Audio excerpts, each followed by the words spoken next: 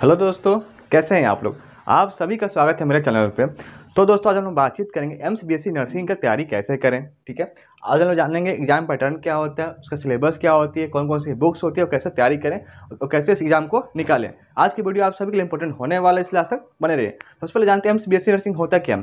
AIIMS BSc nursing exam की बात करें तो ये सेंट्रल लेवल का एग्जाम होता है जो कि बीएससी नर्सिंग कराता है। इस एग्जाम में सिर्फ लड़कियां ही पार्टिसिपेट करते हैं, लड़के के लिए पार्टिसिपेशन नहीं अलाउ होता है। मतलब कह सकते हैं इस एग्जाम को सिर्फ लड़कियां ही क्रैक कर सकती हैं, लड़के इसमें अलाउ नहीं होते हैं। ठीक है, अब जानते हैं इसका स्कोप कहाँ कहाँ है।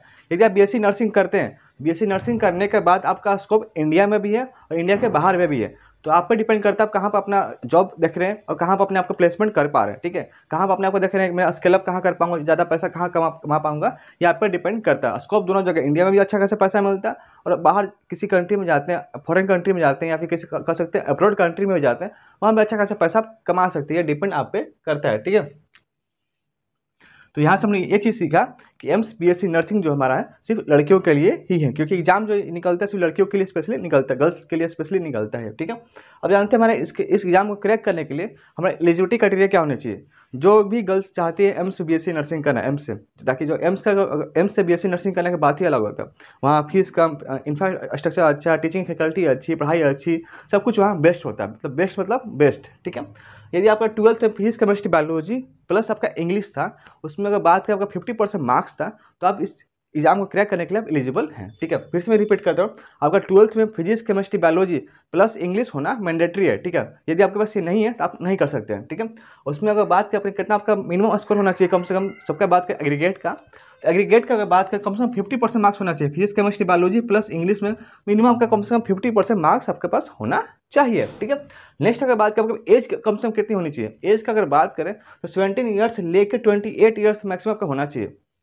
मतलब मिनिमम 17 ईयर, मैक्सिमम 28 ईयर्स। ठीक है, अब जानते हैं इसका फॉर्म कब आता है। मान लिया आप एम्स बीएससी नर्सिंग की तैयारी करें तो कम से पता चलना चाहिए भाई मेरा फॉर्म कब तक आ गया। ठीक है, फॉर्म का अगर बात करें तो जनरली ये फॉर्म आता है फरवरी में या फिर मार्च में इसका फॉर्म आता है। ठीक है, और एग्जाम कब होती है, एग्जाम का अगर बात करें तो एग्जाम होता है जून में। ठीक है, तो जून में कभी भी हो सकता है, 10 जून, 11 जून, 12 जून या फिर मिड जून हो सकता है। ये डिपेंड उस पर करता है कब फॉर्म आ रहा है। फॉर्म आ रहा है फरवरी में आ रहा है कि मार्च में आ रहा है। ठीक है, अब जानते हैं एग्जाम का पैटर्न क्या होता है, एग्जाम कैसे हम देंगे। एग्जाम का पैटर्न का अगर बात करें आपका होता है सीबीटी मोड, जिसको बोलते हैं कंप्यूटर टेस्ट बोलते हैं। ठीक है, वो आपका एग्जाम होगा। इस एग्जाम का बात करें सिलेबस क्या होगा। ठीक है, सिलेबस कहाँ से मुझे पढ़ना पड़ेगा, यदि मैं एम्स बीएससी नर्सिंग की तैयारी कर रहा हूँ मुझे क्या सिलेबस पढ़नी पड़ेगी। सिलेबस का बात करें आपका 11th प्लस 12th दोनों आपको कवर करना पड़ेगा। ठीक है, 11th का physics chemistry biology plus 12th का फिजिक्स केमिस्ट्री बायोलॉजी आपको पढ़ना पड़ेगा। साथ साथ एक इसमें एक और चीज़ सब्जेक्ट एक्स्ट्रा पढ़ना पड़ता है, उसको बोलते हैं जीके जीएस प्लस इंग्लिश। ठीक है, तो जीके जीएस और इंग्लिश का ज़्यादा मतलब सिलेबस बहुत टफ नहीं होता, बहुत सिंपल आता है। उसका जो वेटेज होता है ना बहुत ही कम होता है, ज़्यादा इसमें वेटेज जो होता है फिजिक्स केमिस्ट्री बायोलॉजी का तीनों पार्ट का ही रहता है। ठीक है, यदि आप जीके जीएस और इंग्लिश आप नहीं भी पढ़ेंगे ना, थोड़ा बहुत ही पढ़ लेंगे तो आपका एग्जाम में आराम से क्रैक कर सकते हैं। ठीक है, कटअप उतना ज़्यादा नहीं, क्योंकि इसमें सिर्फ लड़कियां ही पार्टिसिपेट करती हैं, तो कटअप बहुत ही नॉर्मल रहता है। आप अच्छा से तैयारी करेंगे तो आपका आराम से एग्जाम निकल जाएगा। कम से कम आप अगर 60% लेकर आ जाते हैं ना, तो 100 क्वेश्चन में 60% आप लेकर आ रहे हैं तो आप क्वालिफाई करेंगे। ठीक है, अब अच्छा नंबर लेकर आ जाते हैं और अच्छा आपको एम्स भी मिल जाएगा। ठीक है, और अच्छे एम्स की अगर बात करें और टॉप एम्स चाहते हैं, एम्स दिल्ली आप चाहते हैं, तो कम से कम आपका कम से 75 प्लस आपका नंबर आना चाहिए 100 मार्क्स में। ठीक है, अब जानते हैं कितना क्वेश्चन पैटर्न रहेगा, क्या क्या क्वेश्चन इसमें आएगी। यदि बात करें फिजिक्स का तो फिजिक्स में 30 क्वेश्चन रहेगा। ठीक है, केमिस्ट्री में भी 30 क्वेश्चन रहेगा और बायो में भी 30 क्वेश्चन ही रहेगा। मतलब तीनों में हमारा 90 क्वेश्चन मिला हुआ, फिजिक्स से 30, केमिस्ट्री से 30 और बायोलॉजी से भी 30 क्वेश्चन हमारा यहाँ पे हुआ। 10 क्वेश्चन एक्स्ट्रा और रहता है। 10 क्वेश्चन किससे रहता है, तो जीके जीएस प्लस इंग्लिश, मतलब तीनों का मिक्सअप रहता है। जीके जीएस और इंग्लिश तीनों का मिक्सअप मिला के 10 क्वेश्चन रहता है। ठीक है, तो जीके जीएस बहुत ही नॉर्मल रहता है। अब थोड़ा सा करंट अफेयर आ गया, थोड़ा सा जनरल साइंस आ गया, आप उसको मिला जुला के पढ़ भी लेंगे। ठीक है, तो आपका यह एग्जाम से निकल जाएगा। तो टोटल हमारा होगा 100 क्वेश्चन, 100 क्वेश्चन हुआ 100 मार्क्स का। कितना मार्क्स हुआ, 100 मार्क्स का। कटअप का अगर बात करें जनरली बहुत ज़्यादा कटअप नहीं आता, नॉर्मल 60% मिनिमम आप अच्छा मार्क्स लेकर आ जा रहे हैं ना, तो आप अच्छा कॉलेज प्राप्त कर लेंगे। ठीक है, अब जानते हैं एग्जाम कितने घंटे का होता है। एग्जाम का अगर बात करें, एग्जाम होता है 2 घंटे का एग्जाम होता है। ठीक है, और बात करें इंडिया में कितना टोटल एम्स है। ठीक है, टोटल एम्स का अगर बात करें इंडिया में 16 एम्स है। ठीक है, 16 अभी एम्स है, हो सकता है भविष्य में और ज़्यादा बढ़ जाए। ठीक है, अब जो भी आप एम्स में कॉलेज में पढ़ेंगे वो सब अपने आप में बेस्ट है, कोई भी खराब नहीं है, क्योंकि एम्स पढ़ना बड़ी बात होती है। चाहे इंडिया में कोई भी आप एम्स पढ़े, टोटल अगर बात करें 16 एम्स से आप किसी भी एम्स में पढ़ेंगे बहुत ही बेस्ट है, क्योंकि वहाँ की फैकल्टी अच्छा है, पढ़ाई अच्छा है, पढ़ाई के साथ साथ वहाँ का व्यवहार अच्छा है, आपको सब कुछ बेस्ट क्वालिटीज़ मिलेगा। ठीक है। अगर तो जो है यहाँ जीके और जीएस आप देख रहे हैं, इसका सिलेबस क्या हो सकता है, क्या मुझे पढ़ना पड़ेगा, रफ आइडिया मुझे क्या मिलने वाला है। रफ आइडिया का अगर बात करें तो आपका साइंस आएगा, हिस्ट्री आएगा, जियोग्राफी आएगा, कल्चर आएगा, कुछ करंट अफेयर का पार्ट आ गया, ठीक है, कुछ साइंटिफिक रिसर्च आ गया, ठीक है। ये सब चीज़ थोड़ा थोड़ा आप देख लेंगे तो ये आपका आराम से जो 10 क्वेश्चन आपका है ना, ये आप लोग निकाल लेंगे। और वहीं बात करें इंग्लिश का भी, कुछ चीज़ें इंग्लिश का भी पूछ जाती है इसमें, इंग्लिश में बहुत नॉर्मल रहता है, ठीक है, आप लोग रिलैक्स रहिए। इंग्लिश में बात करें तो ग्रामर आ गया, वोकैब्स आ गया, इसको बोलते हैं वोकैबुलरी बोलते हैं, पारा जंबल होता है, ठीक है, फिल इन द ब्लैंक्स हो गया, पैराग्राफ हो गया, फ्रेजल वर्ब हो गया, आइडम्स एंड फ्राइजेज हो गया, ठीक है, आइडम्स एंड फ्राइजेज, ठीक है, क्लोज टेस्ट, ये तमाम तरह की चीज़ें इंग्लिश में होती है। क्योंकि कितना क्वेश्चन होगी, सिर्फ 10 क्वेश्चन होता है, जीके जीएस प्लस इंग्लिश मिलाकर 10 क्वेश्चन आपको आता है, ठीक है। तो आप लोग रिलैक्स रहिए, फिजिक्स केमिस्ट्री बायोलॉजी पर ज़्यादा फोकस करना है, और साथ साथ बहुत ही कम फोकस करना जीके जीएस और इंग्लिश पर बहुत ज़्यादा कम फोकस करना है, ठीक है, ज़्यादा फोकस नहीं करना, बहुत ही मिनिमम अमाउंट आपको फोकस करना है, ठीक है।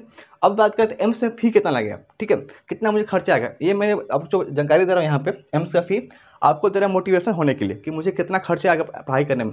यदि आप एम्स एग्जाम निकालिए तो समझ लीजिए आपका ज़िंदगी बहुत अच्छा होने वाला है, ठीक है, आपका लाइफ अच्छी होने वाली है, वहाँ जॉब अच्छा मिलने वाला है, बस आपको थोड़ा सा मेहनत ज़्यादा करना पड़ेगा, ठीक है। वही बात एम्स का फीस की बात करें, मेरा क्या स्टूडेंट अभी एम्स में पढ़ रहा है, एम्स पटना में पढ़ रही है, ठीक है, उसका अगर फीस का बात करूँ तो 4 साल का उसका फीस मैंने देखा है 3165 रुपया, ठीक है, मतलब 3165 जो रुपीज़ आपका, इसमें आपका रहने का 4 साल में रहने का भी इंक्लूड है और पढ़ाई का भी खर्चा इंक्लूड है, दोनों चीज़ें इसमें इंक्लूड है। मतलब कह सकते हैं कितना सस्ता हुआ, 3165 में फिर से रिपीट करूँ, 3165 रुपये में आपका हॉस्टल का फीस भी इंक्लूड है और साथ ही साथ आपका कॉलेज का फीस है, दोनों चीज़ इसमें इंक्लूड है, खाने का इसमें इंक्लूड नहीं किया गया, ठीक है।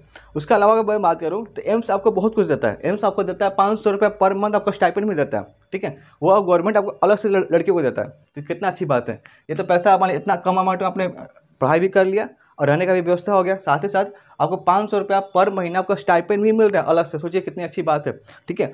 और तो और मैं बता रहा हूँ, अब जिस स्टेट से बिलोंग करते हैं उस स्टेट को हर लड़कियों को स्कॉलरशिप भी मिलती है, कुछ सेंट्रल तरफ से मिलता है स्कॉलरशिप और कुछ स्टेट गवर्नमेंट अपना जो भी गर्ल्स लोग हैं उसको देता है स्कॉलरशिप, तो वहाँ से पैसा बहुत सारे लड़कियों को मिल जाता है। मतलब कह सकते हैं पढ़ाई में बिल्कुल खर्चा जीरो लगने वाला, ठीक है। तो कुल मिला के आपको सिर्फ मेहनत कहाँ करना है, यहाँ पे जो भी है एग्जाम पैटर्न है, तो एग्जाम की तैयारी में आपको मेहनत करना पड़ेगा, ठीक है।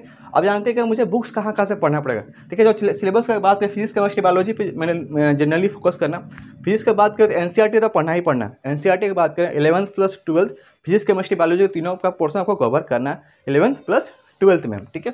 फिजिक्स का बात करें तो जो भी जिस जहाँ से आप तैयारी कर रहे हैं, चाहे ऑनलाइन चाहे ऑफलाइन, उसका कोचिंग का मॉड्यूल आपके पास होगा, ठीक है, उसको जरूर पढ़ें, उसको आपको छोड़ना नहीं है। जो भी कोचिंग मॉड्यूल है उसको जरूर पढ़ें, ठीक है।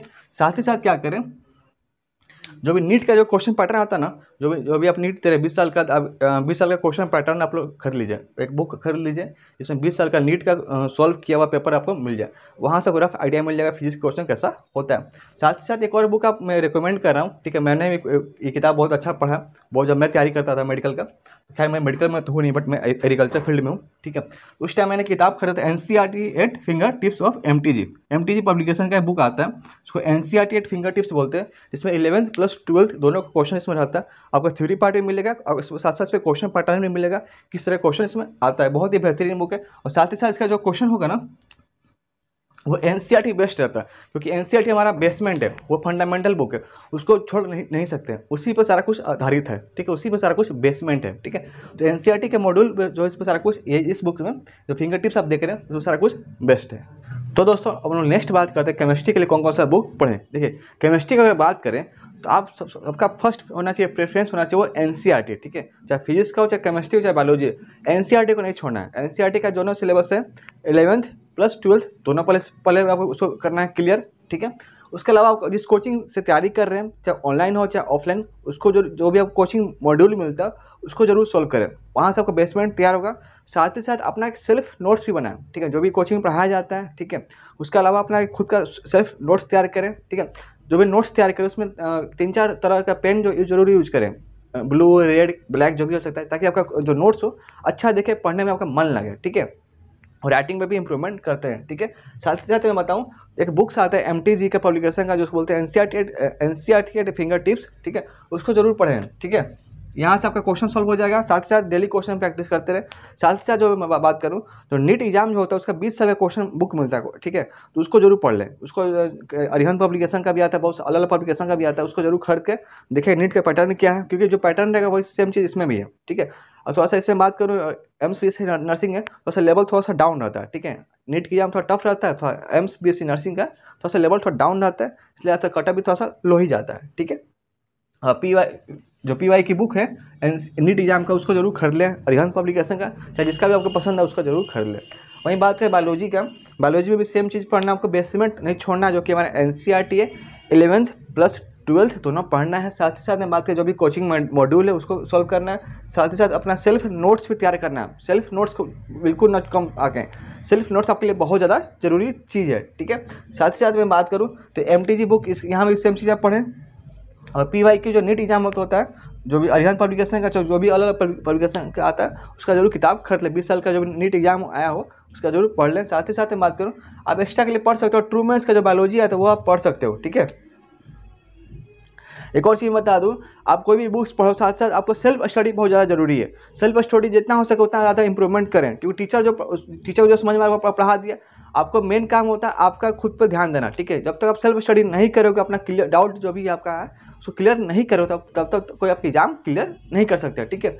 वहीं पर बात करें जीके का, जीके के लिए आप लुसेंट का जो बुक आता है ना पतला सा, ठीक है, एक ब्लू रंग का आता है, कोई रेड कलर का आता है, ठीक है। एक होता है इंग्लिश में, एक होता है हिंदी में।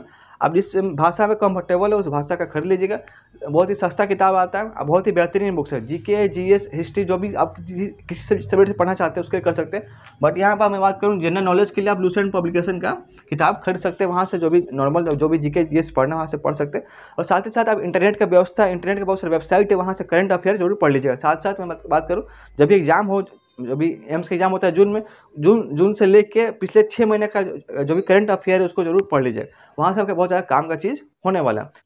तो दोस्तों आज की वीडियो में इतना ही था। यदि आपके पास कोई डाउट है या कोई समझ में नहीं आया, कोई प्रॉब्लम है या क्यूरीज है, तो मुझे इंस्टाग्राम जो आपका आईडी है वहाँ मैसेज कर सकते हैं, या फिर मुझे कमेंट कर सकते हैं, मैं आपको वहाँ जवाब दे दूँगा। मिलते हैं एक नए वीडियो नए टॉपिक के साथ, तब तक के लिए जय हिंद।